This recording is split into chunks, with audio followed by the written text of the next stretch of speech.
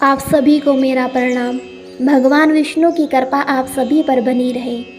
इसी मंगल कामना के साथ वैशाख मास महात्म्य का 16वां अध्याय आपके लिए लेकर आई हूँ। कृपा करके ध्यान से श्रवण करें। श्रुति देव जी बोले, हे राजन, राजा पुरुयस ने भगवान मधुसूदन का पहले विधि पूर्वक पूजन किया और फिर कहने लगे, हे प्रभु, हे निगुण विश्व मूर्ते, आपके चरण विंद धन्य हैं।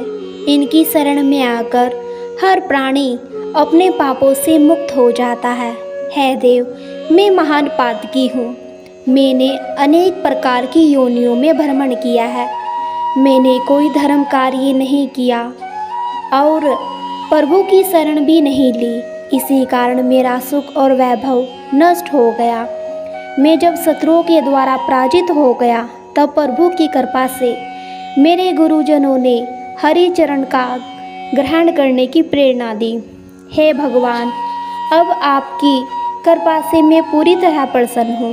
हे संतों पर दया करने वाले प्रभु, आपको बारंबार नमस्कार है। आप मुझ पर प्रसन्न हो। आपके चरणों की कृपा से मैं परिवार और प्रजा सहित धर्म का पालन करने में सफल हो चुका हूँ। हे देवादिदेव, सबके कल्याण करता, सबके पालन करता एवं मोक्षदाता प्रभु, मेरा मन आपके चरण कमलों में लगे। मेरी जीहाँ से आपकी पवित्र कथा निकले। मेरे नेत्र आपकी दिव्य मूर्ति के दर्शन करें और मेरे कानों में आपकी निर्मल कथा पढ़ती रहे। मेरे हाथ आपकी पूजा करते रहें। अपने पाँवों के द्वारा मैं आपकी परिक्रमा कर सकूं। आप सदैव मेरे हृदय सिंहासन पर विराजते रहें। मेरे रोम रोम में आपका ही वास हो। हे विष्णु, मुझे संसार के किसी पदार्थ की इच्छा नहीं है। मुझे तो केवल आपके ही चरण कमलों की लालसा है। मैं उन्हीं की प्रीति की कामना करता हूँ। राजा की इस स्तुति को सुन भगवान अत्यंत प्रसन्न होकर बोले, हे राजन, तुम पाप रहित हो और मेरी निष्काम भक्ति में रत हो, इसलिए तुम श्रेष्ठ हो। तुम 10 सहस्त्र वर्षों की अवस्था को प्राप्त करोगे।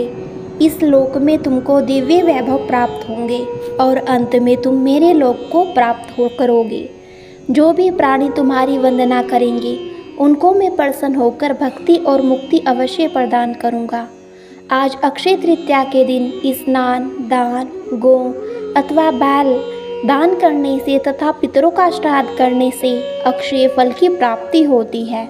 मृत्यु, जरा, जन्म, भय और सभी प्रकार के पाप नष्ट हो जाते हैं।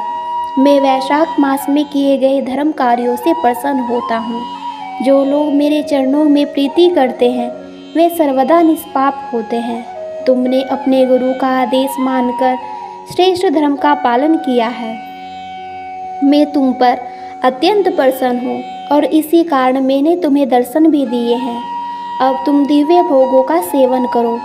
भगवान श्री हरि राजा को इस प्रकार का वरदान देकर अंतर्ध्यान हो गए। तब राजा अति प्रसन्न होकर धर्म का पालन करता हुआ साधु सेवा करने लगा। उसके मन में वचन कर्म से प्रभु की आराधना की। उसके पुत्र पौत्र आदि की वृद्धि हुई। वह इस लोक में दिव्य सुखों को भोग कर अंत में भगवान विष्णु के चरणों में लग गया।